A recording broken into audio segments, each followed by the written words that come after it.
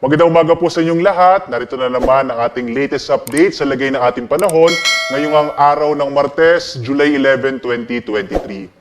At narito ang ating latest satellite images, patuloy yung pag-iral ng Intertropical Convergence Zone or ITCZ, partikular na sa may Palawan, Visayas at Mindanao. Ito ho yung posibleng magdala ng mga isolated rain showers and thunderstorms, partikular na nga dito sa may Visayas at Mindanao. Samantala ho, patuloy nating minomonitor ito hong kumpol ng kaulapan o tinatawag ding cloud clusters, sapagkat inaasahan natin posible ho ngayong araw ito ay maging isang low pressure area.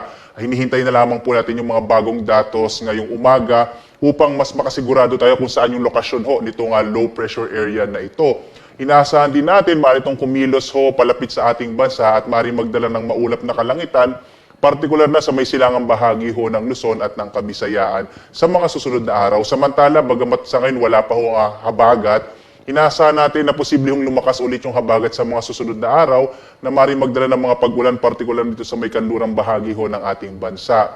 Ito nga Luzon naman, generally ho, mainit na panahon pa rin yung mararanasan, liban na lamang sa pulupulong pag-ulan, pag-ilat pag-ulog sa hapon hanggang sa gabi. So tumutok ko tayo sa Pag-asa para sa ating pinakahuling update sa development po nitong cloud clusters na ating minomonitor.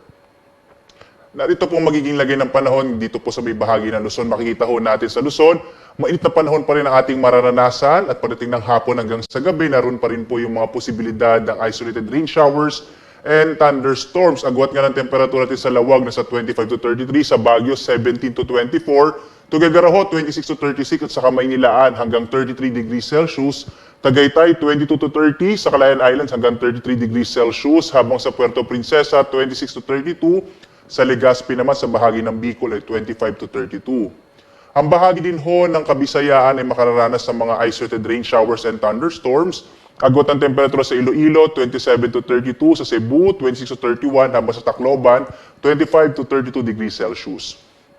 Malaking bahagi din ho ng Mindanao ay makararanas ng mga bahagyang maulap hanggang sa maulap na kalangitan na may mga pulupulong pag-ulan, pagkilat pagkulog, kadalasan nangyayari yan sa hapon hanggang sa gabi, dulot ng mga localized thunderstorms. Agwat ang temperatura sa Zamboanga, 26 to 33. Dito sa Cagayan de Oro, nasa 25 to 31, habang sa Davao, 25 to 33 degrees Celsius. Wala pa rin ho tayong nakataas na gale warning. Ibig sabihin, ligtas pa rin pumalawat yung mga sasakyang pandagat at maliliit na mga bangka sa baybayin ng ating kapuluan. Pero iba yung pag-ingat pa rin ho, lalo na kapag meron tayong mga thunderstorms, posible kasing magkaroon ng paglakas ng alon ng karagatan kapag nagkakaroon tayo ng mga pagkidlat at pagkulog. Narito naman ating inaasahang panahon sa mga susunod na araw, makikita ho natin itong Kamaynilaan ay posible hong magkaroon ng maulap na kalangitan pagdating ng Biyernes dahil inaasahan natin na posibleng lumakas ulit yung hanging habagat.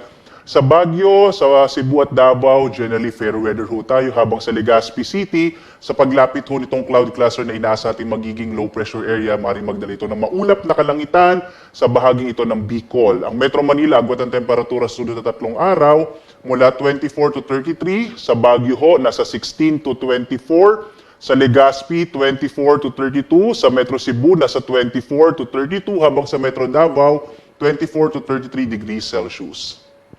Ang araw ho natin ay sisikat mamayang 5:33 ng umaga, tulubog, ganap na 6:30 ng gabi.